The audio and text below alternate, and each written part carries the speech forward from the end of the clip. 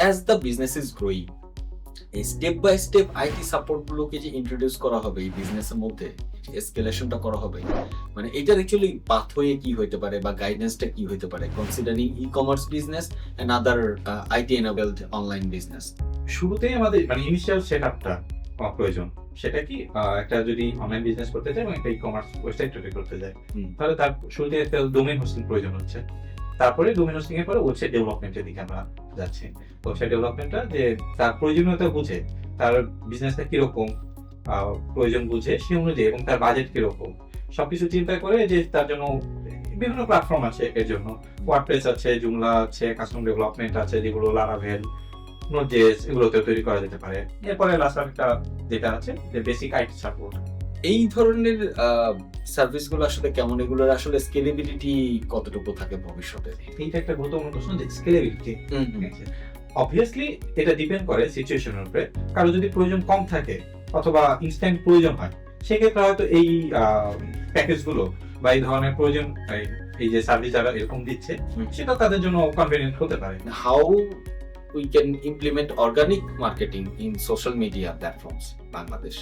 Social media marketing এ হ্যাঁ, এখানকার একটু অ্যাওয়ারনেস একটা বড় বিষয়।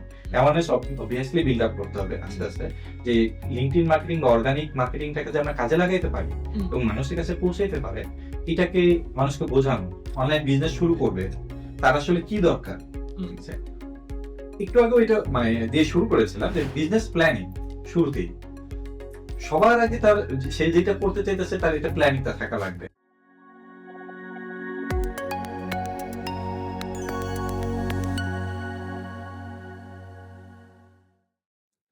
Hello everyone, this is Setupal Rajib from বিস্টক।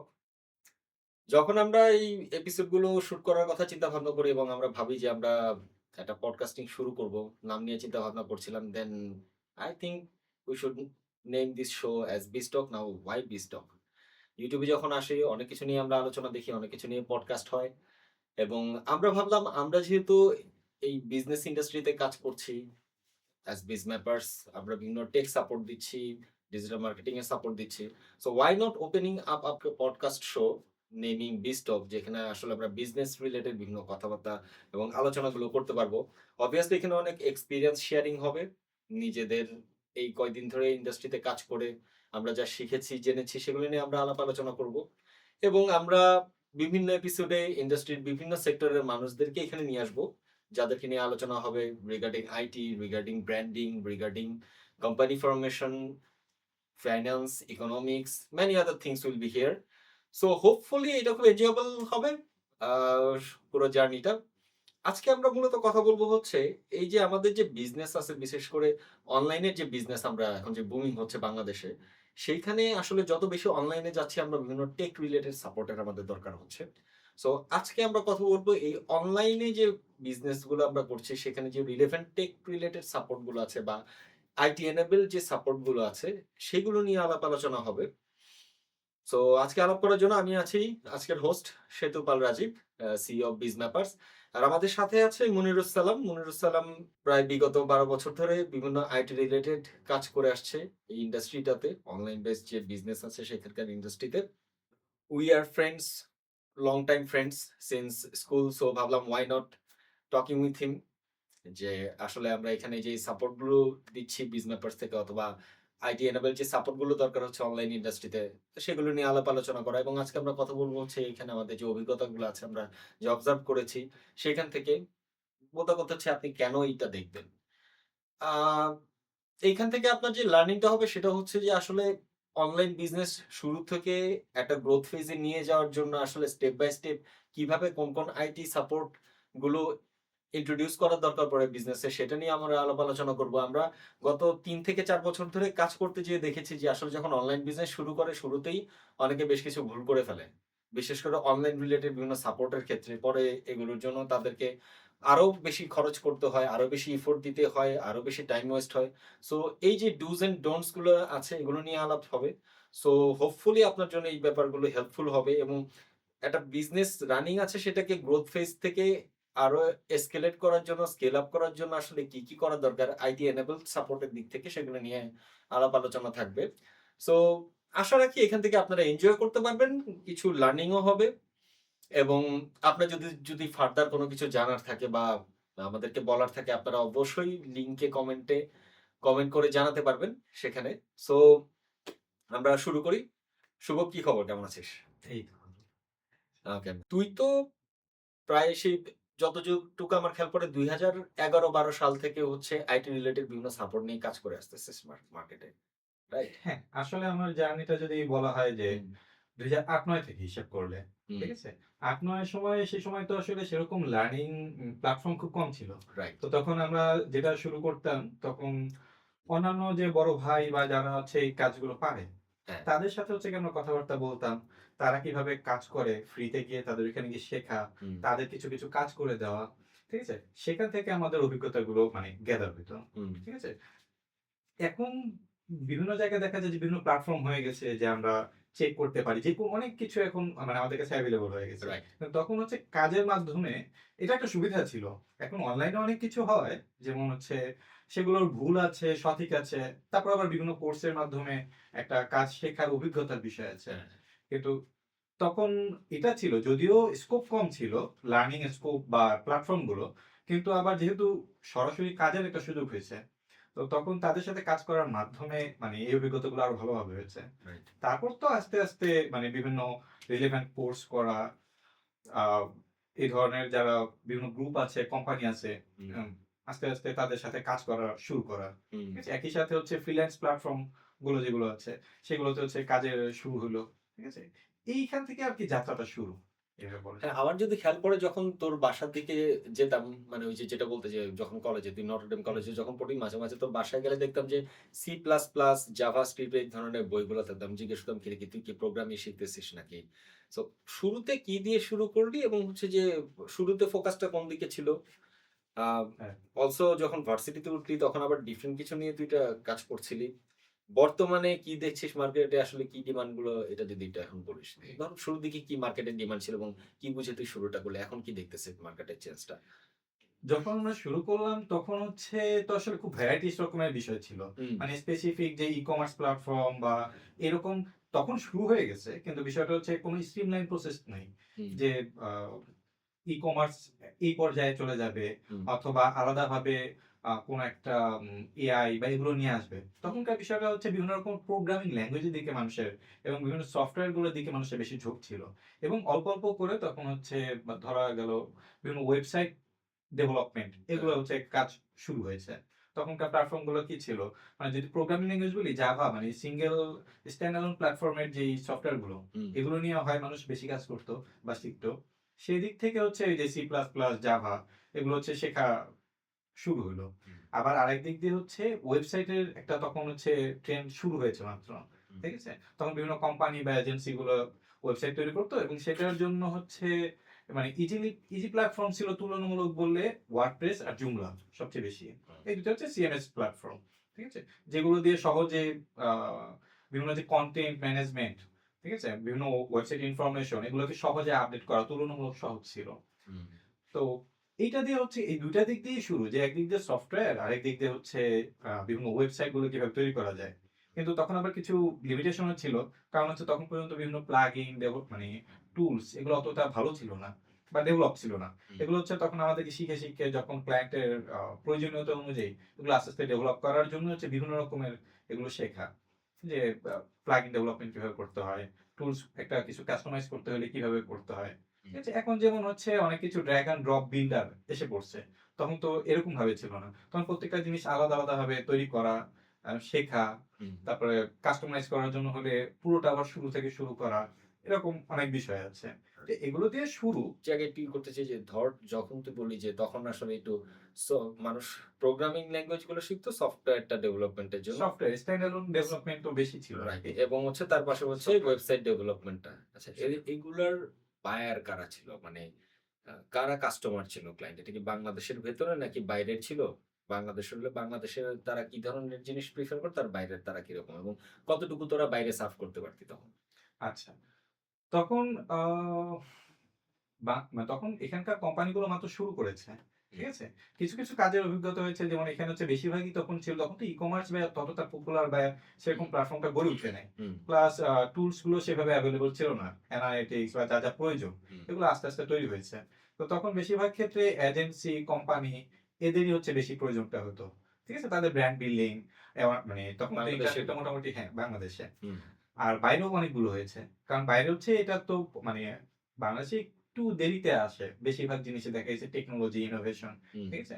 আ কিন্তু যখন শুরু হয় ট্রেন্ডটা এখন যেমন একটা রোলিং স্টোন এর মতো খুব মানে র‍্যাপিড একটা ইভলিউশন চলতেছে হুম, আমাদের। ঠিক আছে? তখন হচ্ছে মাত্র শুরু হইছে। হুম, কিন্তু বাইরে আবার এটা অলরেডি শুরু হয়ে গেছে। আচ্ছা, কিন্তু আমরা তখন কি করতাম, এই যে Upworks, Fiverr এরকম যে বিভিন্ন, এখন তো Upworks, তখন হচ্ছে ওডেস্ক নাম ছিল। হুম, ঠিক আছে? এখন সেটা ইন্টিগ্রেট হয়ে গেছে। তো ওডেস্ক এরকম যে বিভিন্ন ফ্রিল্যান্স প্ল্যাটফর্ম গুলো আছে, এগুলোর মাধ্যমে আমরা তখন হচ্ছে বিভিন্ন কোম্পানিগুলোর সাথে বিড করতাম প্ল্যাটফর্মে। এবং বেশিরভাগই ছিল তখনকার কোম্পানি, এজেন্সি, তারপরে ইভেন ফ্রিল্যান্স প্ল্যাটফর্মই তৈরি করারও বিভিন্ন স্কোপ। হুম, তারপরে আস্তে, আস্তে পরে গিয়ে আসলো যে বিভিন্ন ওয়েব বেস যে বিভিন্ন সিআরএম বা ডাটা ড্রিভেন বিভিন্ন প্ল্যাটফর্ম গুলো তৈরি করা, অথবা একটা সলিউশন তৈরি করা, ইআরপি বা বিভিন্ন রকমের। হুম, ঠিক আছে? ওয়েবসাইট ডিজাইনের তখন একটা ভালো চল ছিল যে বাইরে বিশেষ করে যে প্রচুর ওয়েবসাইট ডিজাইন ডেভেলপমেন্ট তখন এটা অলরেডি শুরু হয়ে গেছে। হুম, আর এখানে মাত্র ট্রেন্ডটা তখন শুরু হয়েছে। তো সেই দিক দিয়ে হিসেব করলে বাইরে অ্যাকচুয়ালি ক্লায়েন্টটা বেশি ছিল। বাট এখানেও মানে বেশ তখন শুরু হয়ে যাওয়ায় বিভিন্ন কোম্পানি বা গ্রুপগুলোর মাধ্যমে কাজগুলো হতো। তবে ইন্ডিভিজুয়াল লেভেলে যেটা দেখা গেছে যে ইন্ডিভিজুয়াল মানুষ একটু কম করতো। হুম। মানে পোর্টফোলিও বা এই ধরনের সেদিকে একটু কম ছিল। কিন্তু কোম্পানি এজেন্সি গুলোর দিকে ঝোঁকটা বেশি ছিল। আচ্ছা, আমার খেয়াল পড়ে ধর ২০১০-১১ র দিকে হুম। ওয়েবসাইট ডেভেলপমেন্টের দিকে অনেক বেশি মনে হয় ঝোঁক ছিল বা এটা আমি হ্যাঁ, দেখতাম যে তোর লাইব্রেরিতে বসে ঢাকা ভার্সিটিতে লাইব্রেরিতে বসে তুই কাজ করতি বা এটা ওইদিকে ফোকাসটা বেশি ছিল। তখন ধর যে ওই সময়টাতে এখন ধর যে ২০১১-১২ র দিকে। হ্যাঁ। এখন হচ্ছে ২২-২৩ গন ২৪ চলে। ধর ১১, ১২, ১৩ ওই সময়টাতে ওয়েবসাইটের ডিমান্ডটা কেমন ছিল এবং কি ধরনের রিকোয়ারমেন্ট ছিল? কি তোরা প্রোভাইড করতে পারতি?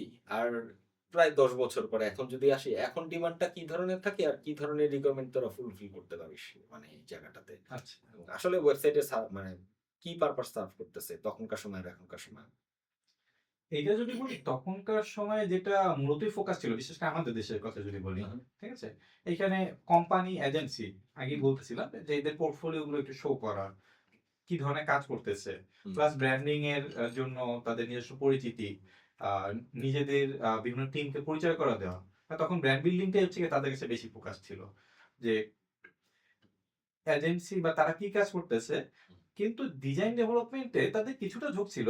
আরেকটা দিক থেকে বলা যায় যে ওই সময় যখন ওয়েবসাইট গুলো ডিজাইন বা এগুলো ডেভেলপমেন্ট করা হতো, তাদের একটা কমন বিষয় ছিল যে একটু বিশেষ করে আমাদের এখানে বাজেটটা তো তাদের কম কম্পারেটিভলি, এবং তাদের একটা বিষয় মানে কনসার্ন ছিল যে আসলে কতটুকু ভালো থাকবে, কতদিন পর্যন্ত সাপোর্ট দিতে পারবো। হুম, ঠিক আছে? তারপরে যে টুলস গুলো সেগুলো দিয়ে কি আসলে করা যাবে কিনা। প্লাস একটা বাজেটেরও ইস্যু আছে। মোস্ট অফ দ্যা নরমাল মানে স্টার্টআপ কোম্পানি গুলো বা মিড মিড লেভেলের যে কোম্পানি গুলো আছে, হুম, ওদের জন্য তো অবশ্যই। ঠিক আছে? সো ডিজাইন এবং কাস্টমাইজ কাস্টমাইজ জিনিস খুব কম করতো। এটা দেখা গেছে। তারা হচ্ছে যেটা আছে আর টেমপ্লেট একটা নতুন করে করে দিয়ে তাদের একটা ডেভেলপমেন্ট এর মূল বিষয়টা হচ্ছে তাদের ফোকাস হচ্ছে একটা ওয়েবসাইট করা। হ্যাঁ। ঠিক আছে? মানে তাদের তাদের নিজেদের তারা তো অফিসিয়াল একটা কিছু থাকা হ্যাঁ, কিছু একটা অনলাইনে। থাকা। এটা হচ্ছে গিয়ে তাদের মেইন কনসার্ন। তাদের কি মানে ওদের কি পারপাসটা ওরা ক্লিয়ার ছিল যে আসলে আমরা কি করতে সবাই চাচ্ছি, খুব কি, একটা কি ছিল থাকবে? না। নাকি গদবাঁধা কিছু ওটাই ছিল যে ওর মতো করে একটা বানাই দেন ভাই। তখন মাত্র ওই যে বললাম মানে এখনো কিন্তু এটা শুনি। যে ভাই ওদের মতো একটা বানাই দেন, লিঙ্ক পাঠাই দিলাম। হ্যাঁ, এটা এখনো কিছুটা আছে। তবে এখন হচ্ছে ম্যাসিভ পরিমাণে একটা অ্যাওয়ারনেস তৈরি হইছে। হ্যাঁ, তখন হচ্ছে অনেকটা ট্রেন্ডটা শুরু হইছে। এবং যেসব কোম্পানিটা করতেছে, তারা হচ্ছে যে বাইরে বিভিন্ন জনকে দেখতেছে অথবা আরেকজন তৈরি করছে। হ্যাঁ। সেই দিক থেকে তাদের বিষয়টা আসছে। কিন্তু একটা ওয়েবসাইট আসলেই কি জন্য প্রয়োজন? বা ব্র্যান্ড বিল্ডিং আমরা যে বলতেছি, আমরা বুঝতেছি যে একটা ব্র্যান্ড বিল্ডিং সে চাচ্ছে, হুম, সে সেজন্য করতেছে। কিন্তু সেই অ্যাওয়ারনেস বা প্ল্যানিংটা অ্যাকচুয়ালি তার নাই। তার জাস্ট একটা করার দরকার, একটা ওয়েবসাইট মানে শোকেসিং এর জন্য, পোর্টফোলিওটা কোথাও দেখানোর জন্য। ঠিক আছে? এটা হচ্ছে গিয়ে তখনকার বেশি টার্গেটটা ছিল। হুম, সেটা আস্তে, আস্তে পরবর্তীতে ই-কমার্স অ্যাওয়ারনেস তৈরি করা, এই ব্র্যান্ডিংটা আসলে কি পারপাস সার্ভ করবে, সেই পারপাস অনুযায়ী যে বিভিন্ন কাস্টমাইজেশন গুলোকে করা, হুম, প্লাস বিভিন্ন টুল বিল্ড আপ করা, সেটা অ্যাকচুয়ালি আ সেদিকে স্ট্রিমলাইন করে নিয়ে যাওয়া। তার পারপাসটাকে, এবং পারপাসটা আসলেই সার্ভ হচ্ছে কিনা সেই ধরনের অ্যানালিটিক্স বা এগুলো তৈরি, মানে দেখা প্লাস পারফরম্যান্স ট্র্যাক করা, ওয়েবসাইটটার আসলে কতটুকু কার্যকর, রেগুলার মেইনটেন্যান্স, আপডেট এগুলো। ঠিক আছে? এগুলো হচ্ছে কি এখন আস্তে, আস্তে অ্যাওয়ারনেসটা তৈরি হয়েছে। কিন্তু তখন এত কিছু ছিল না তাদের দিকে। তবে বাইরে তখন হচ্ছে গিয়ে অলরেডি শুরু হয়ে গেছে যে আপডেট, মানে কাস্টমাইজেশন যে জিনিসগুলো কি দরকার, কি ধরনের ওভারঅল, এটা বাইরের ক্লায়েন্টদের বেশি ছিল। এখানকার বরঞ্চ তুলনামূলক তাদের কিছু একটা দরকার, এবং কালার কম্পোজিশন এটার দিকে বেশি ফোকাস। পারফরম্যান্স বা অ্যাকচুয়াল কাজের চেয়ে এটা বেশি। বাট আমি যদি এখন ধর যে আমরা এখনো তো ক্লায়েন্ট নিয়ে ডিল করি, তাদের ওয়েবসাইটের দরকার হয়।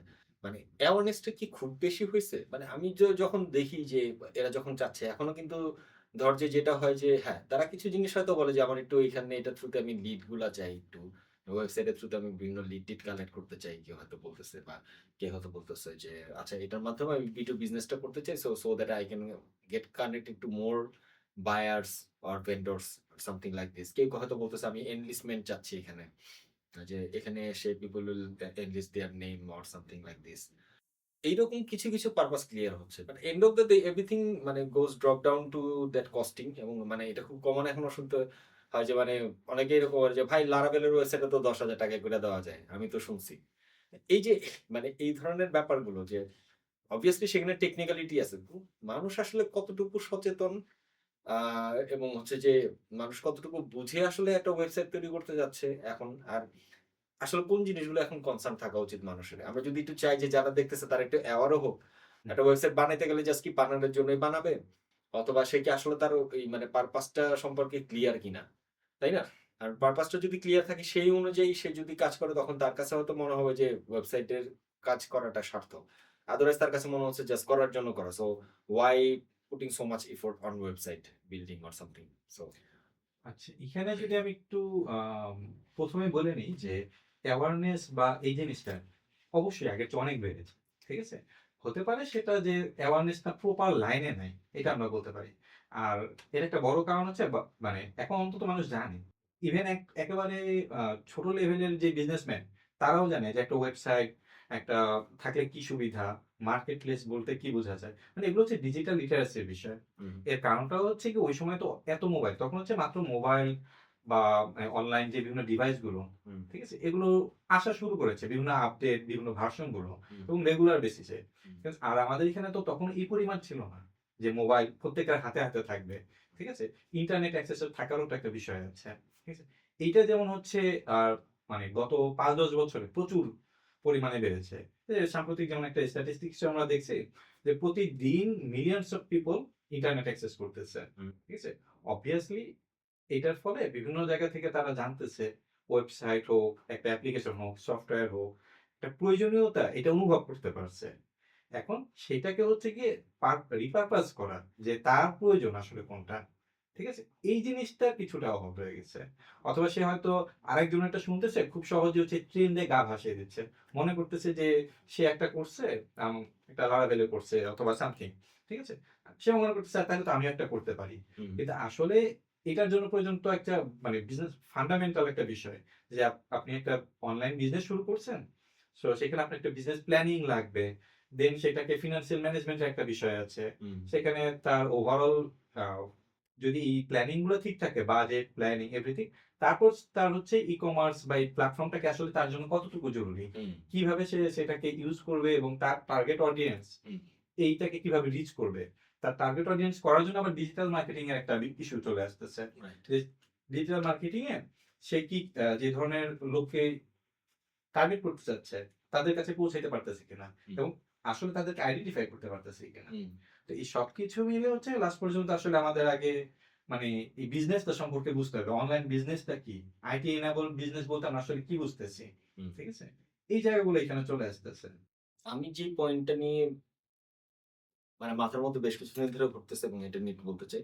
মানুষ এখন আসলে দিনকে দিন অনলাইন বিজনেসের প্রতি বেশি ঝুঁকতেছে। There is no doubt মানে আমরা যখন দেখলাম বিশেষ করে ১১-১২ পর থেকে একটা মোটামুটি শুরু হলো, তাই না? হুম, অনলাইন বিজনেস। আমরা ১৩-১৪ র দিকে এসে রকমারির কথা অনেক শুনলাম সোহাগ ভাইয়ের। এরকম আরো অনেক কিছু আসলো। সহজ.com আসলো টিকেটের জন্য। তাই না? তারপরে এরকম করে আরো আস্তে, আস্তে পাঠাও ঢুকলো, ফুড পান্ডা ঢুকলো এরকম করে। এবং ওই যে মানুষের মধ্যে যে পেজ ক্রিয়েট করে বিজনেস করা কমার্স যেটাকে বলি, হুম। কোভিড এর পরে এটা সম্পূর্ণ একেবারে পুরো ডাইমেনশনটাই চেঞ্জ হয়ে গেছে। এখন মানে মানুষ প্রচুর পরিমাণে অনলাইন বিজনেস এর দিকে ঝুঁকতেছে। কাজের পাশাপাশি কেউ করে, কেউ ঘরে বসে আছে সেজন্য অনলাইন বিজনেস করে। কেউ খুব মানে প্রপার টার্গেট নিয়ে নামে। ওকে জব করতেছে বাট আস্তে, আস্তে সুইচ করে অনলাইন বিজনেস করব। এখন অনেক ইয়াং দেরকে দেখি যে আমরা মানে ভার্সিটিতে থাকা অবস্থায় অথবা দেখা যাচ্ছে যে মানে just graduation, fresh graduation complete করে কয়েকজন মিলে হয়তো একটা প্ল্যান নিয়ে চলে আসতেছে যে yes we are planning for some online based business. Maybe e-commerce or some service based business or whatever it is. কথা হচ্ছে যে মানুষ এখন অনলাইন বিজনেসটার দিকে যে ঝুঁকছে এখানে আসলে টেক রিলেটেড কি তারা অ্যাডভান্টেজ বা অপরচুনিটি দেখতেছে দেখে এখানে আসতেছে বলে মানে এটা যদি একটু আচ্ছা। এলাবোরেট করিস। আমি একটু আইটি এনেবল সার্ভিস বলতে আমরা কি বুঝতেছি হুম। এটার দিকে আমরা একটু যাই Sure. সংক্ষেপে। হুম। যে আইটি এনেবলড অনলাইন বিজনেস বলতেই আমরা বুঝতেছি মানে অনলাইন বিজনেস তো শুধু ই কমার্স না, আরো অনেক ধরনের বিজনেসই হতে পারে হ্যাঁ। এবং এটা একটা ওয়াইড রেঞ্জ অফ অ্যাক্টিভিটিস কে মানে কভার করতেছে। ঠিক আছে? যে আমাদের ট্রেডিশনাল যে সকল বিজনেস সিস্টেম আছে সেখানে আমরা ইনফরমেশন টেকনোলজিটাকে ইউজ করে কিভাবে বিজনেস অপারেশন, কাস্টমার এনগেজমেন্ট এগুলাকে আমরা বাড়াইতে পারি। ঠিক আছে? এটা হচ্ছে আমাদের মানে main target actually IT enable বিজনেসের। হুম। আইটি এনেবল বিজনেসে আমরা বুঝতেছি আসলে যে ট্রেডিশনাল বিজনেস সিস্টেমটাকে ইনফরমেশন টেকনোলজি ইন্টিগ্রেট করে আমরা কিভাবে এই operation plus scalability, customer engagement এগুলো আমরা কিভাবে বাড়াইতে পারি। তাহলে মানে এট দ্য এন্ড আইটি কে লেভারেজ করে আমরা ব্রডার একটা অডিয়েন্সকে রিচ করা। হুম। ঠিক আছে? তাদের জন্য কাজ করা এবং আল্টিমেটলি এই বিজনেস কোম্পানি এবং কনজিউমারদেরকে একটা ভ্যালু অ্যাড করা। ঠিক আছে? এই ধরনের ইনোভেশন দিয়ে হোক, এক্সিস্টিং টেকনোলজিকে ইউজ করে হোক, সেটা ট্রেডিশনাল বিজনেসকে আরো ফ্যাসিলিটেট করবে এবং এই এনগেজমেন্টটাকে অ্যাক্সিলারেট করবে। এটাই তো আসলে মানে এই আইটি এনেবল বিজনেসের টার্গেট। ঠিক আছে? তো এখন এই লাইনে তাহলে মানুষ কেন আসবে? যদি আমরা ওদিকে যাই। ঠিক আছে? অনলাইন বিজনেসে কনভেনিয়েন্স হচ্ছে একটা বড় বিষয়। হুম। ঠিক আছে? কনভেনিয়েন্স এর কথা যদি বলি মানে 24/7 রাত দিন 24 ঘন্টা এনি টাইম আমরা যেকোনো জায়গা থেকে ইন্টারনেটে ঢুকতে পারতেছি। এবং যেকোনো ইনফরমেশন দরকার হোক, একটা রিপোর্ট দরকার হোক, যেকোনো কিছু আমরা এনি টাইম এনিহোয়ার অ্যাক্সেস করতে পারতেছি। সো এটা একটা বড় সুযোগ। যেটা হচ্ছে ট্র্যাডিশনাল বিজনেস আমরা কখনোই পাবো না। ঠিক আছে? আ এখানে আমার এই মুহূর্তে রাত ৩ টার সময় যদি আমার একটা মনে হয় যে একটা রিপোর্ট দরকার অথবা কোথাও একটা সমস্যা হয়েছে, কোনো একটা রিপোর্ট বের করা দরকার, হুম। সেটা আমরা পেলাম। অথবা ইনফ্রাস্ট্রাকচার থাকলে সেখানে যদি কোনো এক অ্যাক্সিডেন্ট হয়, সেখানে আমার জিনিসপত্র পুড়ে যেতে পারে। আমার কোনো একটা ডাটা মানে কাগজপত্র এগুলো নষ্ট হয়ে যেতে পারে। কিন্তু এটা নিয়ে আমার কোনো চিন্তাই করা লাগতেছে না। এনি টাইম এনিহোয়ার আমি এগুলো অ্যাক্সেস করতে পারতেছি। আমি যদি প্রপারলি ম্যানেজ করতে পারি। ঠিক আছে? তারপরে 24 এছাড়াও আমাদের আছে গ্লোবাল আউটরিচ একটা বিষয়। হুম। আমরা হচ্ছে একটা লিমিটেড লোকালিটির মধ্যে ছিলাম। এটা যত আমাদের কাছে ইন্টারনেট অ্যাক্সেস এর কারণে আমরা এবং মোবাইল ফোন সবার কাছে এভেইলেবল এবং সহজলভ্য হয়ে গেছে। হুম। সো ওই যে বললাম যে মিলিয়নস অফ পিপল প্রতিদিন ইন্টারনেট অ্যাক্সেস করতেছে। হুম। তার মানে কি মিলিয়নস অফ পিপল এর কাছে এই রিচটা চলে যাচ্ছে। এবং ইন্টারনেট তো শুধুমাত্র লোকালিটির কাছে না। সব বিজনেসেরও ইভেন অনেক কিছুর স্কোপ আছে। সে একটা ইনফ্রাস্ট্রাকচার এর মধ্যে আবদ্ধ হয়ে গেছিল। এখন এর ফলে হচ্ছে সে এই ইনফ্রাস্ট্রাকচার এর বাইরে তো আসছেই। ফুল ন্যাশন ওয়াইড যেকোনো জায়গায় সে রিচ করতে পারতেছে। ইভেন জিওগ্রাফিক্যাল ব্যারিয়ারও নাই তার জন্য। সে তার সার্ভিস দিয়ে হোক, কিছু প্রোডাক্ট দিয়ে হোক, সে দেশের বাইরে যেকোনো জায়গায় যেকোনো সময় সে রিচ করতে পারতেছে। হুম। সো এটা একটা বড় ইস্যু অনলাইন বিজনেসের ক্ষেত্রে। দেন যদি আমরা আসি আরেকটা সেকেন্ড পয়েন্ট যে কস্ট এফিসিয়েন্সি। ওভারহেড আমাদের ইনফ্রাস্ট্রাকচার টাইপের যদি একটা ট্র্যাডিশনাল বিজনেসে সেখানে হচ্ছে লোক রাখতে হয় এবং অনেক ধরনের খরচ আছে, ইনফ্রাস্ট্রাকচার আছে, ইউটিলিটি বিল আছে, বিভিন্ন কিছু। কিন্তু এখানে আমার এই ওভারহেড কস্ট গুলো সেভাবে লাগছে না। লাগছে অবভিয়াসলি একটা অপারেশন চালানোর জন্য বেসিক কিছু কস্টিং আছে। কিন্তু সেটা অনেকাংশে কমে আসতেছে। ঠিক আছে? এরপরে যদি আমরা আসি ফ্লেক্সিবিলিটি, স্কেলেবিলিটি এদিকে যদি যাই, ফ্লেক্সিবিলিটি মানে এটা আমরা শুনেই বুঝতেছি কিছুটা যে এনি টাইম এনিহোয়ার হুম। যেকোনো জায়গা থেকে আমি এটা ম্যানেজ করতে পারবো। ঠিক আছে? আর ইনফ্রাস্ট্রাকচার যেহেতু কোনো একটা লিমিট মানে লিমিটেড কোনো ইনফ্রাস্ট্রাকচার এর ভিতরে এটা নাই। দ্যাট মিনস অবভিয়াসলি ইনফ্রাস্ট্রাকচার আছে সেটা হচ্ছে আইটি রিলেভেন্ট। বিভিন্ন ধরনের ডাটা সেন্টার অথবা কোনো একটা জায়গায় সার্ভার, সিকিউরিটি এগুলো তো অবশ্যই মাথায় রাখতে হবে। কিন্তু এরপরও মানে এই জিনিসটা হচ্ছে গিয়ে এখন তো ক্লাউড সার্ভারও চলে আসছে। যে যেকোনো জায়গা থেকে সে সার্ভার থেকে ম্যানেজ করতে পারতেছে। তার ওয়েবসাইটটাকে রাখতে পারতেছে। কন্টেন্ট গুলাকে রিচ করতে পারতেছে, ঠিক আছে? সো সেই দিক দিয়ে এটাকে যদি ছোট থেকে আমরা বড় করতে চাই, নরমালি আমাদের বিশাল একটা ইনভেস্টমেন্ট বা অনেক কিছু চিন্তা করতে হয়, ঠিক আছে? একটা টাইম নিতে হয়। কিন্তু এই ধরনের বিজনেসের ক্ষেত্রে যখন আমি স্কেলেবিলিটি বাড়াতে চাচ্ছি, একটা বিভিন্ন আরো প্রোডাক্ট নিয়ে আসতে চাচ্ছি, নরমালি কি আমার এটার জন্য ঠিক আরেকটা স্টোর নিতে হবে, অথবা আরো একটা সেন্টার নিতে হবে, অথবা আরেকটা রুম নিতে হবে। আমি একটা ট্রেনিং সেন্টার দিতে চাই, ঠিক আছে? মানুষকে ট্রেনিং দিতে চাই। তখন কি আমার আরেকটা রুম নিতে হইতেছে। হুম, আলাদা করে প্রজেক্টর এগুলো চিন্তা করতে হচ্ছে। কিন্তু অনলাইন বিজনেসে এখন কি হচ্ছে মানে এনি টাইম এনিহোয়ার আমি হচ্ছে আমার যদি একটা ওয়েবসাইট থাকতেছে, একটা প্ল্যাটফর্ম থাকতেছে এবং সেটার যদি আমি একটু ডাটা সেন্টার বা সার্ভার এগুলোকে যদি ভালো রাখতে পারি, আরেকটু এক্সপ্যান্ড করতে চাই, করতে পারতেছি। প্লাস যেকোনো জায়গা থেকে হচ্ছে কি আমি ট্রেনিং দিতে পারতেছি। আমার কেনাকাটা করার জন্য যে একটা মার্কেট প্লেস আমি তৈরি করলাম, সো আমার স্টোর বাড়ানোর জন্য নতুন করে আমার স্টোর কেনা লাগতেছে না মানুষের কাছে। আমি তখন মার্কেটিং দিয়ে নতুন প্রোডাক্ট আমি সেখানে এড করতে পারতেছি। প্লাস হচ্ছে গিয়ে মার্কেটিং এর মাধ্যমে আমার টার্গেটেড অডিয়েন্স এর কাছে পৌঁছে যেতে পারতেছি। ঠিক আছে? আমার মানে টাইম ওয়েস্ট হচ্ছে না। হুম, কস্ট এফিসিয়েন্সি হচ্ছে। এছাড়া যদি আমরা বলি যে কনজিউমার বিহেভিয়ার একটা বিষয়। ঠিক আছে? আগে যেটা ছিল মানে মানুষের হাতে, হাতে যেহেতু এখন মোবাইল, ইন্টারনেট এগুলো চলে আসছে। সো তারাও হচ্ছে গিয়ে আস্তে, আস্তে আ বিভিন্ন কাজের পারপাজে হোক বা বিভিন্ন কারণে হোক, তারা অনলাইনে সময় দিচ্ছে বেশি। সো একই কারণে তারা হচ্ছে কেনাকাটা বা এগুলাও আস্তে, আস্তে শিফট হয়ে যাচ্ছে ওদিকে। যে তারা মোবাইলেই দেখতেছে ওইখানেই তারা একটা পছন্দ করে সেখান থেকে একটা আম কেনার জন্য দিকে চলে যাইতেছে। ঠিক আছে? আর এর বাইরে তো ইনোভেশন, টেকনোলজি এগুলো তো আছে। যে আই আন্ডারস্ট্যান্ড। এখন বিষয়টা হচ্ছে কি যে ধর ঠিক আছে আমি বুঝলাম যে আমরা একটা জিনিস যখন অনলাইনে বিজনেসটা শুরু করতে চাচ্ছি এখানে কনভেনিয়েন্স এর ব্যাপার আছে। এখন হাতে, হাতে মোবাইল হুম, হুম। ইজিলি রিচ করা যাচ্ছে মানুষকে সেটা একটা বিষয়। কস্ট ইফেক্টিভনেস একটা আমার কাছে কেন যেন মনে হয় যে আদৌ কি যে এটা আসলে আ আদৌ কি কস্ট ইফেক্টিভ না or is it a blunder that people don't actually understand? Because শুরুর দিকে শুরুটা খুব ইজি। আমি একটা পেজ খুলে ফেললাম। অনলাইন বিজনেস এখনো বাংলাদেশে অধিকাংশ ক্ষেত্রে মানুষ অনলাইন বিজনেস ভাবে মনে করে যে Facebook খুলে একটা বিজনেস শুরু করে দিলাম। Which is actually F-commerce, right? এবং এখানে খুব ইজি। পেজ খুলে ফেললাম। নিজে, নিজেই একটা ক্যানভা দিয়ে হয়তো লোগো ডিজাইন করে ফেললাম। আমার প্রোডাক্ট কিছু আপলোড করে দিলাম। তাই তো? এরপর বুস্টিং করে দিলাম ব্যাস শুরু। বাট যত বেশি পেজ ওপেন হচ্ছে এরকম কমার্স এর বিজনেস ওপেন হচ্ছে, বন্ধ কিন্তু কম হচ্ছে না এবং বেশি দিন সময় লাগতেছে না। তাই না? সো আমার কথা হচ্ছে এই জায়গাটাতে যে এবং সেখানে কিন্তু এই কারণেই হচ্ছে যে আল্টিমেটলি বিজনেসটা হয়তো সে মানে ওইভাবে সে যেভাবে স্কেল আপ করতে চাচ্ছিল সেটা পারছে না অথবা যে পরিমাণে রিচ করতে চাচ্ছিল সেটা পাচ্ছে না। তাই না? এখন রিচ করতে গেলে প্রচুর পরিমাণে অ্যাড এ বাজেট খরচ করতে হয়। অনেক ক্ষেত্রেই আমরা দেখি যে অনেক বিজনেস আছে যারা হয়তো খরচ করে। তাই না? মানে তাদের খরচটা এমন লেভেলে থাকে যে বসুন্ধরা সিটিতে যদি একটা সে দোকানও ভাড়া নেয়, সেটারও কস্টটা এত পরিমাণে যায় না সে যে পরিমাণ টাকা সে হয়তো শুধু এড রানিং এর পারপাস এ খরচ করে। রাইট? সো এই যে এখানে যে বিষয়গুলো, এগুলো কিন্তু মানে obviously something convenience বাট এখানে কিন্তু বড়, বড় কিছু ব্লান্ডারও আছে। সো আমার কথা হচ্ছে যে একটা মানুষ যখন অনলাইনে বিজনেস শুরু করবে, আমাদের ক্ষেত্রে যেটা হয় যে ওকে আমি একটা প্রোডাক্টের ব্যাপারে জানি অথবা আমি সার্ভিসটা জানি, সার্ভিসটা কিভাবে দিতে হয়। Now let's go online. তাই তো ব্যাপারটা? মানে সার্ভিস কিন্তু সার্ভিসের জায়গায় আছে।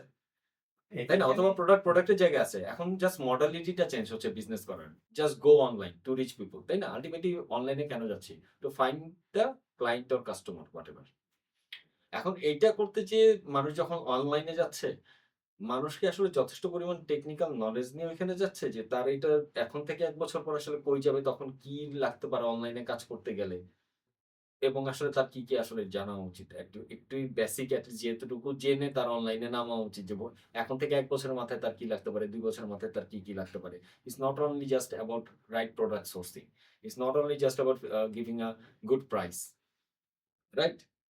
অনলাইন হুম, এইখানে যদি আমরা বলি আসলে হচ্ছে যে মানুষের হাতে, হাতে যেমন পৌঁছায় গেছে এটা যেমন একটা ভালো দিক, এটা ড্রব্যাকস ও আছে। হুম, সেটা হচ্ছে যে তারা মনে করতেছে সবকিছু অনেক রিসোর্স তো এভেইলেবল হয়ে গেছে।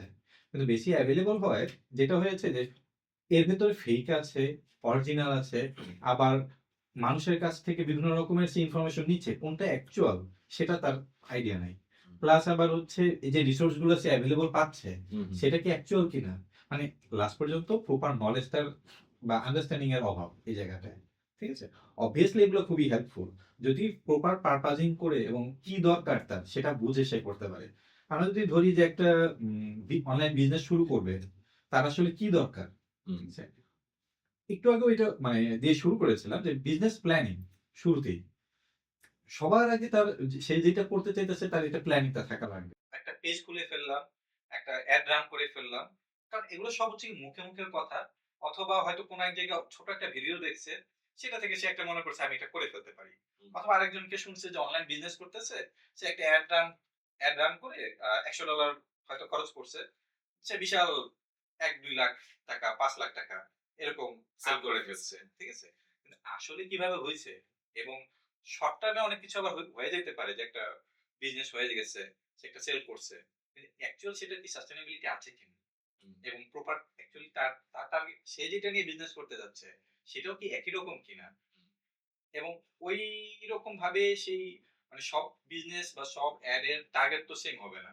ওই যে বললাম সে অল্প একটু ভিডিও দেখে সে মনে করতেছে সে সব বুঝে গেছে। মানে সে যদি একটা প্রপার ফুল অ্যাকচুয়ালি কোর্স করতো অথবা প্রপার যেই বিষয়গুলো জানে, তার কাছ থেকে গিয়ে একটা গাইডলাইন নিত। যে অলরেডি বিজনেস করতেছে। ঠিক আছে? তার কাছ থেকে একটা প্রপার সাজেশন এভরিথিং সম্পর্কে আইডিয়া পেত। অথবা এমন একজন কনসালট্যান্ট এর কাছে যাইত যে এগুলা বুঝে। তাহলে হচ্ছে গিয়ে এত কিছু মানে এই সমস্যাগুলো আসতো না। মানে সে হচ্ছে গিয়ে একটা ছোট ভিডিওর উপরে অথবা একটা মানুষের কথার উপরে আরেকজনের রেজাল্টের উপরে ভিত্তি করে সেই এটা বেশি যে ঢুকে গেছে। মোর অর কপিক্যাট টাইপের কাজ বেশি। কপিক্যাট আবার হচ্ছে অনেকটা ইনফ্লুয়েন্সড। হ্যাঁ। ইম্পালসিভ বিহেভিয়ার থেকেও ঢুকে যায়। ইনফ্লুয়েন্স তো আছেই। যে ও ভালো করছে তাই আমিও করে ফেলবো। ও এখান থেকে একটা কিনে বিক্রি করা শুরু করছে, আমি করে ফেলবো। কিন্তু আসলে একই মানে ধরলাম যে একটা ২ টা বাল্ব কোম্পানি। এক বাল্ব কোম্পানি স্টারলাইট সবাই নাম চিনে। এখন আরেকজনে যদি মনে করে যে আমি একটা বাল্ব কিনলেই হইলো অথবা বাল্বের আমি একটা প্রকিউরমেন্ট করে এনে আমি রিসেল করে ফেলবো। আসলে তো সেম কথা না। হুম। তার একটা মানে নিজস্ব প্রকিউরমেন্ট চ্যানেল আছে, সেলস চ্যানেল আছে, ডিস্ট্রিবিউটর আছে, সিএসআর আছে। সেসব অনেক কিছুতে এখানে ইনভেস্টমেন্ট আছে। হুম। এখন দেখে মনে হচ্ছে যে এখান থেকে আমি একটা কোথাও থেকে লাইট যদি নিয়ে আসতে পারি, চায়না বা কোথাও থেকে, মার্কেটে এনে ছেড়ে আমি দিলে মার্কেটে ব্যাস। ছেড়ে দিলেই শেষ হয়ে হুম। গেল। ঠিক আছে? আসলে তো এরকম না। এর ব্যাক পেছনে যে এন্ডের অনেকগুলো ব্যাপারগুলো। স্টেপ বাই হ্যাঁ, স্টেপ হ্যাঁ। প্যাকেজিং, এভরিথিং মানে বাজেটিং, হুম। ইভেন প্ল্যানিং করা, কিভাবে হুম। আনবে, কতদিন পর্যন্ত এগুলোর এক্সপায়ারেশন, ট্যাক্স, রেগুলেশন বিভিন্ন যে বিষয়গুলো আছে, এগুলো সে সম্পর্কে সে অবগত না। Right, exactly. মানে পেছনের খেলাটা কিন্তু অধিকাংশেরই জানা থাকে না। এবং মানুষ বলবেও না যারা করতেছে। তারা হয়তো জাস্ট বলবে যে আমি এরকম স্ট্রাগলিং করছিলাম। আম অনেক মানে জমানো একটু টাকা দিয়ে কোনভাবে এরকম করে আমি স্ট্রাগল এর করে দিয়ে তারপর আরকি মানে হঠাৎ করে বরকত নাজিল হইছে টাকার উপরে। মানে স্টোরি গুলো কিন্তু এরকমই থাকে। পেছনের গল্প আসলে কেউ এমনি তো বলতে চায় না। সো এখানে ট্যাক্স ভ্যাট রিলেটেড ইস্যু থাকতে পারে, এই সাপ্লাই চেইন এর ইস্যু থাকতে পারে, সোর্সিং এর ইস্যু থাকতে পারে। টেক রিলেটেড অনেক ইস্যু থাকে। রাইট? আমরা এখন মানে যারা আমাদের এই মুহূর্তে মানে পডকাস্টটা দেখছে বা করছে মানে তাদের জন্য যদি আমরা একটু বলতে চাই যে শুরুর দিকে আসলে কি ধরনের নলেজ গুলো একটু বেসিক নলেজটা থাকা উচিত আইটি রিলেটেড কোন জায়গাগুলাতে যেটা দিয়ে সে শুরু করতে পারে। ইটস নট লাইক যে আমাকে বই পড়ে শিখতে হবে বা জিনিসগুলো মাথায় রাখা যে হ্যাঁ, সামনে কিন্তু আমার এগুলা লাগবে। এই জিনিসগুলা আমার নিজের একটু স্কিল ডেভেলপ করা উচিত। আর এই জিনিসগুলো আমি মানুষ দিয়ে করে নিব যার জন্য হয়তো আমার বাজেটটা লাগতে পারে। সো এখন না থাকলে আমাকে ব্যবসা যখন করব ওখান থেকে একটা টাকা হয়তো সরে রাখতে হবে এই জায়গায় আমাকে আইটি সার্ভিসটাকে এনাবল করার জন্য। এইটা যদি একটু আমরা বলতে চাই আমাদের যারা অডিয়েন্স আছে। এখানে শুধুমাত্র আমি আইটি বলবো না। মানে আইটির সাথে, সাথে হুম। মানে ওভারঅল আমরা যদি একটা বিজনেস শুরু করতে যাই, হয় আমার সেই কিছু নলেজ থাকা লাগবে। আমার কাছে না থাকলে সেই সার্ভিস আমি আরেকজনের থেকে নিলাম। কিন্তু ইন জেনারেল ওভারঅল একটা এট লিস্ট মানে পয়েন্ট বা জেনারেল আইডিয়া আমার অন্তত থাকা লাগবে। যে আমি কি চাইতেছি, কি করতেছি। তারপর আমি হচ্ছে গিয়ে কার কাছ থেকে সার্ভিস নিবো সেদিকে যাইতে পারি। আমি যদি ওভারঅল মানে পয়েন্ট বাই পয়েন্ট একটা বলি, তাহলে হচ্ছে কি যে বিজনেস প্ল্যানিং একটা শুরুতে আমি যেটা বলেছিলাম যে বিজনেস প্ল্যানিং টা আমাদের থাকতেই হবে। হুম। মানে একেবারে ফান্ডামেন্টাল এগুলাকে বললে। ঠিক আছে? ফান্ডামেন্টাল বিজনেস প্ল্যানিং এবং ফিন্যান্সিয়াল ম্যানেজমেন্ট এই ২ টা একজনের থাকা উচিত। না হলে বিজনেস বেশি দিন আর করা সম্ভব না এই জায়গাটাতে। ঠিক আছে? ফিন্যান্সিয়াল ম্যানেজমেন্ট বলতেছি না যে তাকে বিশাল অ্যাকাউন্ট্যান্টস হয়ে যেতে হবে এই সেই। কিন্তু ইন জেনারেল আইডিয়া যে প্রফিট, লস, ওভারঅল বাজেটিংটা কিভাবে হবে, কোথা থেকে কিভাবে আসতে হবে, ঠিক আছে? যাতে তার এই স্ট্রিমলাইন প্রসেসটায় কোনো হ্যাম্পার না হয়। এবং তারপর হয়তো সেটার জন্য সে লোক রাখতে পারে। কিন্তু এইটা গাইড করার জন্য বা মনিটর করার জন্য তার নিজেকে ওয়াকিবহাল এই বিষয়টা কিছু থাকতে হবে। এরপরে যদি আমরা চাই যে ডিজিটাল মার্কেটিং এইটা হচ্ছে গিয়ে তার অবশ্যই থাকতে হবে। ঠিক আছে? মানে আইডিয়াটা। কারণ অনলাইন বিজনেস তো SEO, SEM আমরা যদি বলি যে অপটিমাইজেশন সার্চ ইঞ্জিন আর একটা হচ্ছে সার্চ ইঞ্জিন মার্কেটিং। যে অর্গানিক যদি আমার ট্রাফিক বের করে নিয়ে আসতে চাই, লং টার্ম যদি আমার একটা প্ল্যান থাকে, তাহলে অবভিয়াসলি আমার এই জিনিসটা প্রয়োজন হবে। ঠিক আছে? এর পাশাপাশি ডিজিটাল মার্কেটিংটা সম্পর্কে একটু জানা প্রয়োজন। মানে ডিজিটাল মার্কেটিং তো এখন সোশ্যাল মিডিয়া নির্ভর অনেকটা হয়ে গেছে। এর বাইরেও তো আরো অন্যান্য বিভিন্ন ধরনের প্ল্যাটফর্ম আছে। ঠিক আছে? সেগুলো তো আমাদের মানে ওভারঅল Facebook শুধু না, Instagram, Google Ads, LinkedIn, ঠিক আছে? একেকটার পারপাজ একেক রকম। একেক ধরনের অডিয়েন্স বা টার্গেট গ্রুপ আমাদের ওইখানে আছে। আমার প্রয়োজন বুঝে ওই যে বললাম ইন জেনারেল আইডিয়াটা ওইখানেই প্রয়োজন। যে আমি যদি ওভারঅল একটু আইডিয়া থাকে যে কোন প্ল্যাটফর্মটা কি কাজের জন্য আমার লাগতেছে। কারণ আমার বিজনেসটা আমি তো বুঝি। আমার ওই বিজনেস বুঝে আমি সেই দিকে ইনভেস্ট আমি করতে পারতেছি। আমি একজন কাউকে রাখলে একটা এজেন্সিকে যদি আমি হায়ার করতে চাই, এর কাছেই আমি যদি কাউকে হায়ার করে নিজের কাছে রাখতে চাই কোম্পানিতে, সবকিছুতে আমার হচ্ছে হেল্পফুল হবে। সো ডিজিটাল মার্কেটিং সম্পর্কে একটা জেনারেল আইডিয়া অবশ্যই থাকা প্রয়োজন। এখন ডিজিটাল মার্কেটিং বলতে কিন্তু অধিকাংশ মানুষ যেটা বোঝে সেটা হচ্ছে যে ফেসবুকে অ্যাড রান করা। রাইট। রাইট? সো অবভিয়াসলি সেটারও তো একটা দরকার আছে। অবভিয়াসলি মানে সেটা তো এবং অধিকাংশ ক্ষেত্রে দেখা যায় যে মানুষ হয়তো কিন্তু টুকটাক একটু কোর্স করে বা বুস্টিংটা কিভাবে করতে হয় সেটা পেমেন্ট মেথড এড করে, তাই না? আমরা দেখি যে জাস্ট সোশ্যাল মিডিয়াতে কিভাবে করবে? অনেকে অ্যাড অ্যাকাউন্ট নিয়ে কাজটা করে। অনেকেই আছে হয়তো জাস্ট নিজে অ্যাড অ্যাকাউন্ট থেকে না জাস্ট বুস্টিং থেকে বুস্ট মেরে দেয়। একেকজন একেকভাবে রেজাল্ট গুলা পায়। এবং আরেকটা বিষয় হচ্ছে যে আ মানে যেটা আমরা দেখি, রাইট? মানে একটা প্ল্যানের তো অভাব আমরা দেখি। মার্কেটে যখন কেউ অনলাইন বিজনেস এর নামে, স্পেশালি ই-কমার্স মানে প্রোডাক্ট রিলেটেড বিজনেস এর ক্ষেত্রে, সার্ভিসের ক্ষেত্রেও এটা হয়। আমি যদি বলি যে সেখানে আসলে মানে অনলাইনে নিজের প্রেজেন্সটা ক্রিয়েট করা, সেটা আসলে কোন মাধ্যমে করবে, সেটা করতে গেলে কি ধরনের প্রস্তুতি বা কাজ করা দরকার, সেটা সম্পর্কেও কিন্তু একটা ল্যাকিংস থাকে, রাইট? মানে অনেকে পেজ দিয়ে শুরু করে দিল, ডোমেইনের চিন্তা ভাবনা নাই। পরে হয়তো এর হঠাৎ যেয়ে মনে হয় যে আচ্ছা আমি একটা ওয়েবসাইট বানাই। কিন্তু এই ওয়েবসাইটটা আসলে কেন লাগবে সেই ব্যাপারেও তার হয়তো অ্যাওয়ারনেস এর অভাব থাকে। হ্যাঁ। এক ই-কমার্স যারা করে তাদের হয়তো একটু ধারণা থাকে, হ্যাঁ, আমি এটার মাধ্যমে প্রোডাক্ট সেল করতে চাই। আদার দেন দিস যারা সার্ভিস বেসড বিজনেস করে, আমি তাদের ক্ষেত্রে বলব যে তাদের মধ্যে যথেষ্ট আমি অ্যাওয়ারনেস টা দেখি না যে আসলে এই ওয়েবসাইটটা যখন বানাবে তারা আসলে কোন পারপাস টা সার্ভ করতে চায়। মানে এটা আমরা গড়পড়তাই শুনি কিন্তু ব্রিফিং শুনি যে ভাই এখানে আমার সার্ভিস গুলো থাকবে, সার্ভিস গুলো এরকম করে থাকবে। ওই ওয়েবসাইটটার ডিজাইনটা একটু ফলো করেন। মানে they are more focus on the design rather than the functionality of website, right? মানে এখান থেকে আসলে কি পাবো তার চেয়ে হচ্ছে কেমন দেখাবে। মানে এটা যেন একটা ইজ্জতের ব্যাপার হয়ে যায় রাদার দ্যান এখান থেকে বিজনেস গ্রো করার ব্যাপার যেটা একদম বাংলা ভাষায় যদি বলি। সো এই জাতীয় ব্যাপারগুলা থাকে। এবং ওই যেটা বললেন যে স্কেল আপ করার ক্ষেত্রে ডেফিনিটলি সে যখন স্কেল আপ করে তখন তো তার ম্যান পাওয়ার কিরকম বাড়বে, তার প্রোডাকশনটা কিভাবে বাড়বে এগুলোর তো কিছু ব্যাপার থাকে। আইটি রিলেটেড স্কেল আপ এর জায়গাটাতেও কিন্তু যথেষ্ট আসলে আমাদের মনে হয় যেটা যে একটা অ্যাওয়ারনেস এর দরকার আছে বা ঘাটতি। হ্যাঁ, হ্যাঁ। আমি এটাই থার্ড পয়েন্টে অ্যাকচুয়ালি আসতেছিলাম। হ্যাঁ, যে ই-কমার্স প্ল্যাটফর্মটা হচ্ছে গিয়ে আমাদের মানে থার্ড যদি একটা পয়েন্ট বলি, হ্যাঁ, এই বিষয়টা সম্পর্কে ডিজিটাল মার্কেটিং এর পরে তার পাশাপাশি এটা জানতে হবে যে অ্যাকচুয়ালি ই-কমার্স প্ল্যাটফর্মটা মানে আমরা বিজনেস করতে গেলে ই-কমার্স করি অথবা সেটা যদি সার্ভিস বেজ হয়, সেটা ই-কমার্স না হয়ে হয়তো একটা তার পোর্টফোলিও টাইপেরও ওয়েবসাইট হইতে পারে। কিন্তু যেকোনো কিছুতেই তার একটা ওয়েবসাইটের একটা ভ্যালু হচ্ছে যে অনলাইন প্ল্যাটফর্মে আমরা যখন সেল করতেছি, যেটা হচ্ছে বেশিরভাগ ক্ষেত্রেই প্রথমত হচ্ছে মানে বুস্ট করতেছি বলতেছি, অ্যাকচুয়ালি বুস্টও না। যেটা করতেছি আমরা জাস্ট ডলারটা ঢেলে যাচ্ছি। ঠিক আছে? সো সেল হচ্ছে। লাস্ট পর্যন্ত কেন মনে হচ্ছে যে আমার কস্ট ইফেক্টিভ না? একটু ওই যে কথা হচ্ছিল হ্যাঁ, যে ব্লেন্ডার কিনা বিষয়টা। যে আমার যা একটা নরমালি আমি ইনফ্রাস্ট্রাকচার বা স্টোর নিয়ে করলে যেই খরচ হইতো তার চেয়ে বেশি খরচ হয়ে যাইতেছে। এর কারণটা হচ্ছে কি ওই যে না বুঝে। ডিজিটাল মার্কেটিং এর তার হচ্ছে গিয়ে প্রথমত সে প্রপারলি না বুঝে এখানে একটা ডলার খরচ করে স্পেন্ড করে গেছে। মনে করতেছে যে স্পেন্ড করলেই বোধহয় আমার সেল আইসা পড়বে। রাইট। অথবা কাস্টমার কাছে পৌঁছাইলেই হবে। কিন্তু এখানে যে কাস্টমার ইমপ্রেশন একটা বিষয়, টার্গেট অডিয়েন্স বোঝা, কার কাছে আমি যাবো, এজ গ্রুপ করা, এগুলো যদি একটু রিসার্চ করা, এটার জন্য হচ্ছে একটা এক্সপেরিয়েন্স গাইডেন্স এর প্রয়োজন। সেকেন্ড যদি যাই যে মার্কেটিংটা একটা অবশ্যই ফ্যাক্টর। কিন্তু এই যে আমরা এত যারাও একটু করতেছে, যাদের অনলাইনে সেলটা হয়ে যাইতেছে, লাস্ট পর্যন্ত যদি আমরা মানে পজিটিভ দিক দিয়ে যদি যাই যে সে একটা ভালো সেল করতে পারতেছে। একটা অনলাইন বিজনেস বা যে কেউ। তো সে সেল করছে কিন্তু লাস্ট পর্যন্ত হয়তো তার সে ২-৩ মাস বা ৬ মাস পরে দেখা গেল সে ১০ লাখ টাকা মার্কেটিং এর পেছনে খরচ করে ফেলছে। হুম, অবভিয়াসলি তার সেলও আসছে। হুম। কিন্তু ৬ মাস পরে গিয়ে দেখলাম আসলে তাকে কেউ চিনে না। ওই যে যখন তার কাছে এড আসতেছে, তখনই রাইট, শুধুমাত্র সে দেখতে পাইতেছে। রাইট। মানে ৳১০,০০,০০০ কিন্তু কেউ মানে বসুন্ধরা সিটিতে একটা দোকানেও মাসে খরচ করে না, তাই না? হ্যাঁ, ভাড়া বাবদ। কিন্তু এট লিস্ট ওই দোকানটা থাকলেও মানুষ চেনে যে ওইখানে একটা দোকান আছে। রাইট, তাই রাইট। না? মানে 4th ফ্লোরে গেলে বাম পাশে গেলে ডি ব্লকে ওই দোকানটা আছে। এবং আমরা মানে নামে চিনি। যে এক্সাক্টলি। আমার কোন একটা আ ডিভাইস কেনা লাগবে। হ্যাঁ, আমি মনে করছি স্টারটেক মনে রাইট, করি। রাইট। ঠিক আছে? আমি একটা কি ডিভাইস কিনবো? অ্যাপল। হুম। এরকম হচ্ছে। এখন অথবা এমন যদি হয় যে আমরা যদি সেকেন্ড হ্যান্ড ও কিনতে চাই, হ্যাঁ, আমরা কিন্তু জানি যে অমুক দোকানে গেলে ওদের কাছে ভালো রাইট। ইটা বা Apple এর সেকেন্ড হ্যান্ড টা বা অথবা রিফারবিশড টা পাওয়া যায়। কোন জায়গায় গেলে পাবো? ওই রিপেয়ারিং টা জায়গাটার নাম।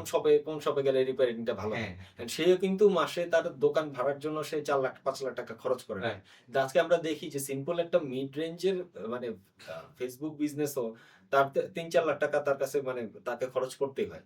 এড এর পেছনে। এডটা বন্ধ হলে তার মানুষ নেই। তাই না? কোনোভাবেই নাই। হ্যাঁ।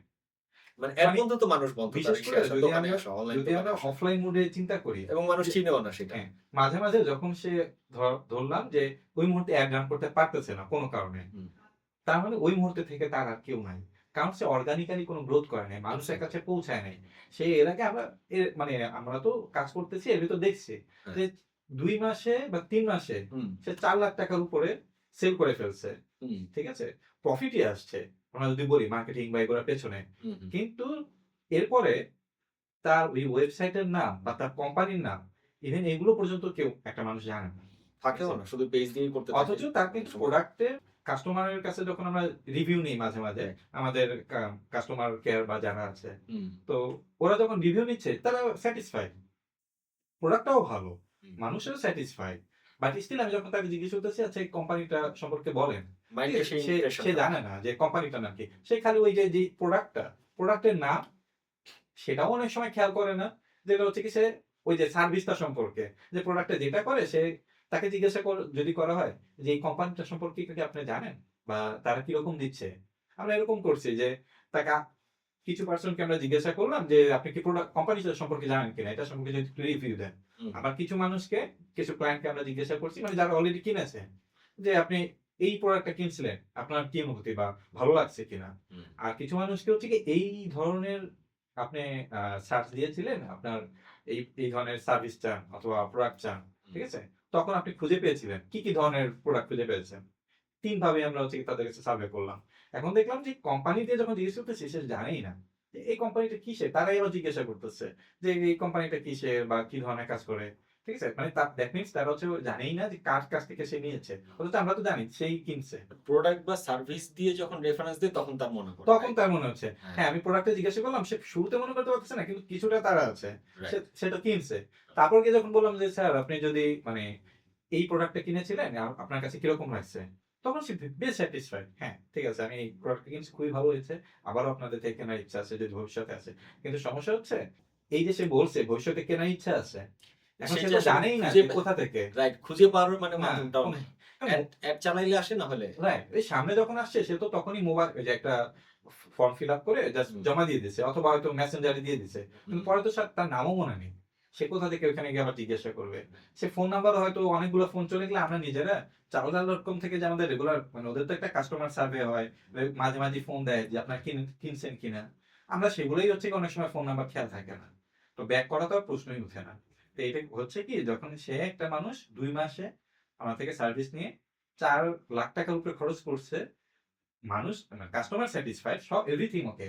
কিন্তু তার কোন ব্র্যান্ডিং নাই। মানে এটাকে যদি আমরা ব্র্যান্ডিং এটা আসলে যে তার কোম্পানি সম্পর্কে জানে না, তার সার্ভিস সম্পর্কে জানে না কোম্পানি হিসেবে।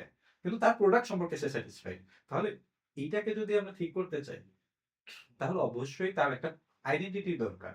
সেটা কিভাবে? মানে ওই আপ পেজটার একটা মানে প্রপার ভ্যালুয়েশন করা, কিভাবে করে রেগুলার পোস্ট করা, এই যে একটা স্ট্র্যাটেজিক একটা গাইডলাইন দেওয়া থাকে হুম, মার্কেটিং এর ব্যাপারে। হুম, প্লাস একটা আইডেন্টিটি কোথাও এস্টাবলিশমেন্ট থাকতে হবে। লাইক একটা ডোমেইন থাকা। ডোমেইনটা কি? ডোমেইনটা একটা নাম। হুম, আমার এনআইডি যেরকম একটা নাম আছে। হুম, এখন আমি যত সার্ভিস দিয়ে বেড়াই, আমি যদি সবচেয়ে ভালো কাজটাও করি, ১০ টা মানুষের কাছে ১০ টা গ্রুপ অফ কোম্পানি আমার সাথে কাজ করছে। কিন্তু আমি লাস্ট পর্যন্ত তাকে আমার নাম বলতে পারলাম না। বা আমি তাকে একটা আমার কার্ড দিতে পারলাম না। তার মানে কি? সে তো মনেও রাখতে পারবে না। সে আমার সাথে কোথা থেকে কন্ট্রাক্ট করবে। ঠিক আছে? সো একটা কোম্পানি বা বিজনেসের জন্য আসলে এই ওয়েবসাইট থাকাটাই এই কারণেই প্রয়োজন। ওয়েবসাইট থাকা, এসইও করা, ঠিক আছে? তার একটা ফেসবুক পেজ থাকলে শুধু পেজ থাকলেই তো হচ্ছে না। ওইখানে শুধু রেগুলারলি সেল করে গেলাম, সেটা হচ্ছে না। ওরও একটা বিভিন্ন একটা ভ্যালু এড করতে হবে আমার কাস্টমারের কাছে। তাকে একটা এনগেজমেন্ট এর ভিতরে রাখতে হবে। এই যে প্রপার জিনিসটা, এগুলো যদি সে মেইনটেইন করতে পারে তখন হচ্ছে কি ৪ মাস পরেও যদি তার কোনো কারণে সেল ড্রপ করে অথবা এখনকার আমরা যদি একটা সিচুয়েশন চিন্তা করি যে হঠাৎ করে বেশ অনেকদিন আম অনলাইনের বাইরে, জগতের বাইরে, হুম, ঠিক আছে? সে যদি এটা জানতো অথবা অনলাইন জগতের বাইরেও যদি না চিন্তা করি এটা হয়তো একটা আ হঠাৎ করে আনএক্সপেক্টেড সিচুয়েশন। হুম, কিন্তু আমরা যদি চিন্তা করি কোভিডের সময়, কোভিডের সময় মানুষ বের হইতে পারতেছে না। ঠিক আছে? সবসময় সব জায়গায় তো আবার ইন্টারনেটও খুব ভালো বা এরকম না। বা সবসময় সার্চ করে পাবেও না। কিন্তু সে যদি নামটা জানে, সে যদি একটা ওয়েবসাইটটা সম্পর্কে ওয়াকেবল থাকে, সে যদি প্রোডাক্টের মানে এটা সম্পর্কে স্যাটিসফাইড থাকে, ব্র্যান্ডিংটা জানে, সে অবভিয়াসলি আপনাকে অটোমেটিকই নক করবে, জিজ্ঞাসা করবে। ঠিক আছে? এই সার্ভিসটা নিতে চাবে। সেটা সার্ভিস হোক, প্রোডাক্ট হোক, যেকোনো বিষয়ে। ঠিক আছে? একটা এজেন্সির কথা যদি ধরি, এজেন্সি বা আরেকটা কোম্পানি, তারা হচ্ছে একটা ট্রেনিং সেন্টার দেয়। যেমন ধরলাম 10 মিনিট স্কুল অথবা বহুব্রীহি, ওরা কি ট্রেনিং দিচ্ছে। হুম, অনলাইনে এডুকেশন ট্রেনিং দিচ্ছে। তো ওর সার্ভিসটা যদি একবার মানুষ জানে, ঠিক আছে? অনলাইনে মানে সে যখন অফলাইনে এই যে কোভিড এর সময় আমাদের সব অফ হয়ে গেল। ঠিক আছে? সে obviously তাকেই অ্যাপ্রোচ করবে। আশেপাশে কত ট্রেনিং সেন্টার আছে বা আমরা শুনি যে ফার্মগেটে প্রচুর কোচিং সেন্টার আছে, ট্রেনিং সেন্টার আছে। কিন্তু লাস্ট পর্যন্ত আসলে তাদেরকে কেউ অ্যাপ্রোচ করবে না। মানে এখন সিচুয়েশনটা এরকম হয়ে গেছে। এর কারণ কি? 10 মিনিট স্কুল ওরা ব্র্যান্ডিং করছে। ওরা মানুষের কাছে প্রচার করছে, তারা সার্ভিস দিয়ে গেছে, রেগুলার একটা ইমপ্রেশন তৈরি করছে। হুম, এখন এই পর্যায়ে এসে যেকোনো মানুষকে যদি আমরা একটা জিজ্ঞাসা করি যে কোথা থেকে এই কোর্সটা করা যায়, একটা ভালো কাজ করা মানে ভালো ট্রেনিং নেওয়া যায়। সে ১ম এই চিন্তা করে হচ্ছে 10 মিনিট স্কুলের কথা। ঠিক আছে? তো এরকম ভাবে একটা আইডেন্টিটি এস্টাবলিশ করা গেলে আমরা মার্কেটিং এ তো খরচ তো করতেছি।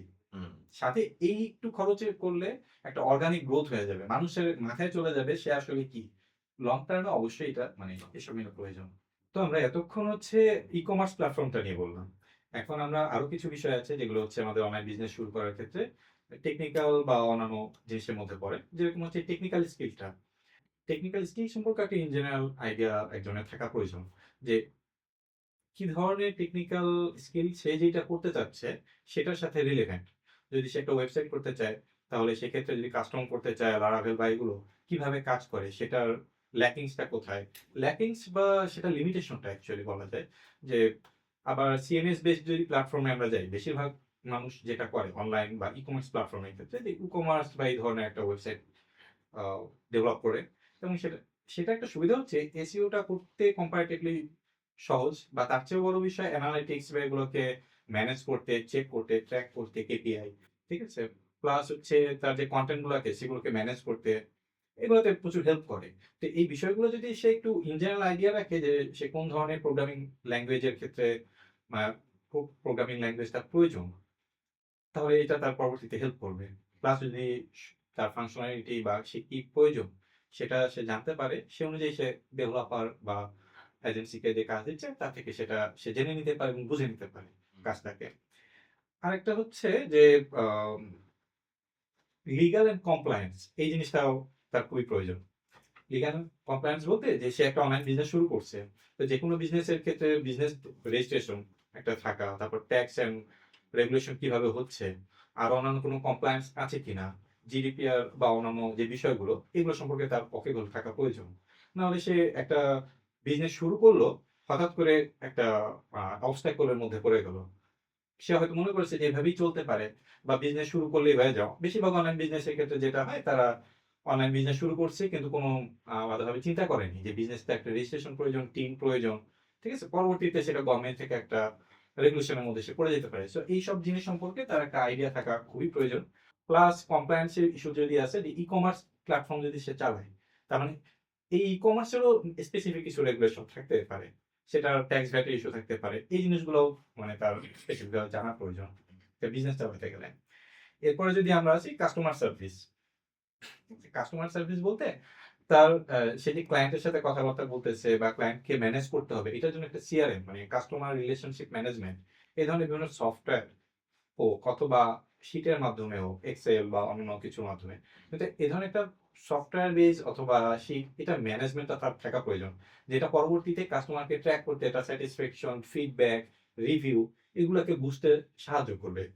কাস্টমার রিলেশনশিপটাকে তাকে মানে হেল্প করবে বিল্ড আপ করতে স্লোলি, যেটা লং টার্মে তার গ্রোথের জন্য খুবই প্রয়োজন। ঠিক আছে?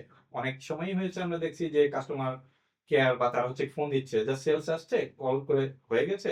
পরবর্তীতে তাদের যে ফলো আপ করা, এই সেলসটাকে গ্রোথের দিকে নিয়ে যাওয়া রেগুলার ফলো আপের মাধ্যমে, যেটা আমরা হচ্ছে বড় বড় কোম্পানি যেমন চাল ডাল এই ধরনের এদের ক্ষেত্রে দেখি, তারা কিন্তু রেগুলার যতই কিনুক একটা নির্দিষ্ট সময় পরে চাল ডাল স্বপ্ন তাদেরকে ফোন দেয়, জিজ্ঞাসা করে স্যার আপনি কেন কিনছেন না বা কি হয়েছে, কিছু প্রয়োজন কিনা, কোনো ল্যাকিং দেখছেন কিনা। এর মাধ্যমে তার একটা রিলেশন বিল্ড আপ করলো। এই জিনিসগুলো প্লাস কমিউনিকেশন, ঠিক আছে? রেগুলার কমিউনিকেশন, সেটা ক্লায়েন্টের সাথে তো আছেই, কনজিউমারের সাথে আছে। একই সাথে নিজস্ব স্টেক হোল্ডার তাদের সাথে যে কমিউনিকেশন গুলোকে এটা হেল্প করবে ভবিষ্যতে। এরপরে আসি আরেকটা পয়েন্ট, যে কনটেন্ট ক্রিয়েশন। আমরা যে একটা ই-কমার্স তৈরি করতেছি, ওয়েবসাইট অথবা ফেসবুক পেজ তৈরি করছি। এখানে শুধুমাত্র সেলস বাই এটা একমাত্র ইস্যু না। এর বাইরেও বিভিন্ন মানে ইভেন সেটার ক্ষেত্রেও রেগুলার পেজে কিছু রিলেভেন্ট পোস্ট দেওয়া, এনগেজমেন্ট বাড়ানো, তাদের যে ইন্টারেস্ট, রিলেভেন্ট বিভিন্ন কমপ্লায়েন্স এর ইস্যু থাকতে পারে, অথবা কোনো রিসেন্ট ওই প্রোডাক্ট বা সার্ভিস নিয়ে তাদের কোনো হেল্প করা। অ্যাড অ্যাকাউন্ট সার্ভিস আছে যেগুলো হচ্ছে ফেসবুকের কথা যদি ধরি, এখানে অ্যাড অ্যাকাউন্ট সার্ভিস প্রয়োজন হয় প্রত্যেকেরই। মার্কেটিং করতে গেলে গুগল অ্যাডস এর ক্ষেত্রে এগুলো কি তো এই ধরনের যে সহায়ক যে বিভিন্ন লেখালেখি, ঠিক আছে? যেগুলো অ্যাওয়ারনেস তৈরি করে, রিলেশন বিল্ড আপ করে, এই ধরনের কনটেন্ট প্রয়োজন। রেগুলার বেসিসে লেখা, যেটা তাকে হচ্ছে কাস্টমারের কাছাকাছি নিয়ে যাবে।